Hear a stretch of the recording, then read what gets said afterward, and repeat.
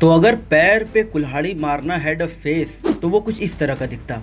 मतलब इतने सारे कैरेक्टर्स और उनकी इतनी डाइवर्स स्टोरी लाइन के साथ कितना खूबसूरत यूनिवर्स बन सकता था। पर फॉक्स को मैं क्या ही बोलूं, ये लोग हर बार सही डायरेक्शन तो पकड़ते थे लेकिन फिर खुद ही उसे छोड़ देते थे। और इसी वजह से जिन एक्स मैन के राइट्स को इन्होंने 2.6 मिलियन डॉलर्स में खरीदा था, आखिर में मार्वल ने उनसे पूरा स्टूडियो ही खरीद लिया। अब फॉक्स उन चुनिंदा स्टूडियोज में से था जिसने मॉडर्न 2000 एरा में ही सुपर हीरो मूवीज बनाना शुरू कर दिया था। और फॉक्स का सफर शुरू होता है एक्स मैन से। अब अर्ली 2000 में स्पाइडरमैन के बाद अगर किसी सुपर हीरो मूवी का जिक्र होता था तो वो एक्स मैन की मूवी थी। ये काफी एंटरटेनिंग मूवी थी और ये उस टाइम की बेस्ट कॉमिक बुक एडाप्टेशन मानी जाती थी। लेकिन ये बात ज्यादा दिन तक टिक नहीं पाई। क्यों, ये मैं आगे बताऊंगा। लोगों के हिसाब से मूवी का थिएटर एक्सपीरियंस काफी अच्छा था। इस मूवी ने ऑलमोस्ट 300 मिलियन डॉलर की कमाई की थी। अब उस टाइम के लिए बहुत अच्छा बॉक्स ऑफिस नंबर था।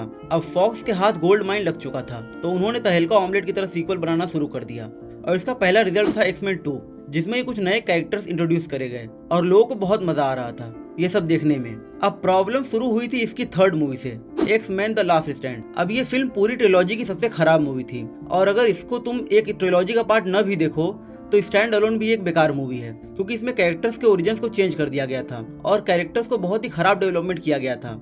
इन सब प्रॉब्लम्स की वजह से मूवी को सबसे लो रेटिंग मिली थी। अब मूवी ने 460 मिलियन तो कमा लिया था पर ऑडियंस को बिल्कुल पसंद नहीं आई थी। स्टूडियो को बहुत ज्यादा क्रिटिसाइज किया गया। अब क्रिटिक्स का कहना था कि फॉक्स उस शेफ की तरह है जिसके पास रेसिपी बुक तो होती है लेकिन वो उसे देखकर भी अपनी ही रेसिपी बना देता है और जब खाना खराब हो जाए तो उसे क्रिएटिविटी का नाम दे देता है। मतलब कॉस्ट्यूम से लेकर ओरिजिन और कैरेक्टर तक सब कुछ चेंज कर दिया था इन लोगों ने। यहाँ तक कि वुल्वरिन की हाइट भी, जो कि कॉमिक में सिर्फ 5 फुट 3 इंच है, लेकिन ह्यू जैकमैन की हाइट 6'3" है। अब इनका अलग ही ऑब्सेशन था वुल्वरिन के साथ। ये धनिया की तरह उसको हर मूवी में डाल रहे थे। हर मूवी के एक सीन में उसका होना जरूरी था। मेन कैरेक्टर बना दिया था वुल्वरिन को और इसी को लेकर कॉमिक फैंस नाराज थे।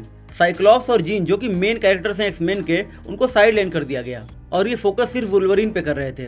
अब फॉक्स ने अपना फाइनल शोडाउन तो कर दिया था x man the last stand के साथ। और फिर फॉक्स को एक नया आइडिया आया कि अब हम लोग हर एक कैरेक्टर के ऊपर ओरिजिन फिल्म निकालेंगे और दबा के पैसा कमाएंगे। अब तुम गेस नहीं कर सकते कि इन्होंने सबसे पहले किस पर मूवी बनाई होगी। ऑफ कोर्स वुल्वरिन पर। अब वैसे तो इस मूवी को सीजीआई और वीएफएक्स को लेकर बहुत गाली पड़ती है, बट मुझे बचपन में मूवी ठीक ठाक लगी थी। लेकिन इसके डेडपुल के बारे में मैं क्या ही बोलूं।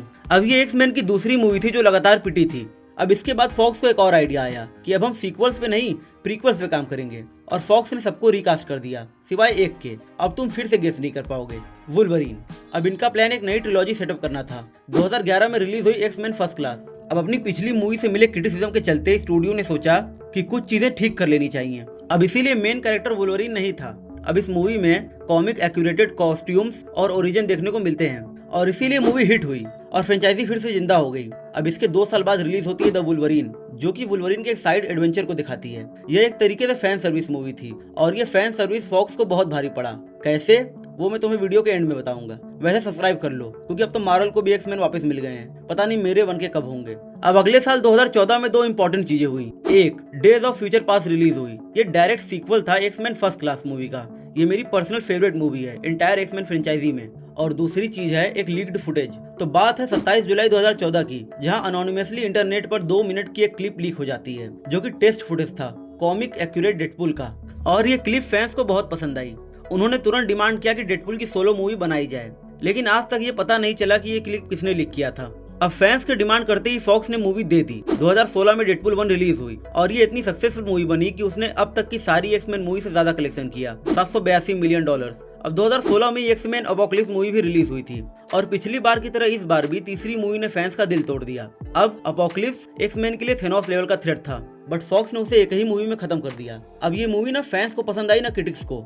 अब इसके बाद शायद फॉक्स का मन नहीं था कि वो टीम अप मूवी बनाए, इसलिए उन्होंने sequels and stand alone movie पे फोकस करना स्टार्ट कर दिया, जहां पे 2017 में लोगन एंड 2018 में डेडपुल 2 रिलीज हुई। अब ये दोनों मूवीज क्रिटिक्स और ऑडियंस दोनों को पसंद आई और दोनों ने ही अच्छा खासा कलेक्शन किया।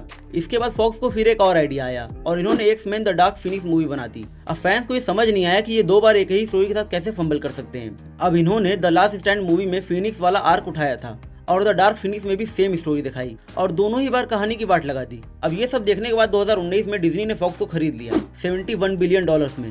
अब इसमें भी कंफ्यूजन है कि उन्होंने पूरा स्टूडियो खरीदा या कुछ parts, but main point is कि एक्स-मैन के राइट्स मार्वल के पास वापस आ चुके हैं। अब बताता हूँ कि क्यों फॉक्स स्टूडियो एक टोटल सक्सेसफुल यूनिवर्स नहीं बना सका। First reason is fan service. अब कुछ स्टूडियोज हैं जो फैंस की बिल्कुल नहीं सुनते, जैसे कि सोनी। वहीं फॉक्स एक ऐसा स्टूडियो था जो फैंस की हर बात मान लेता था।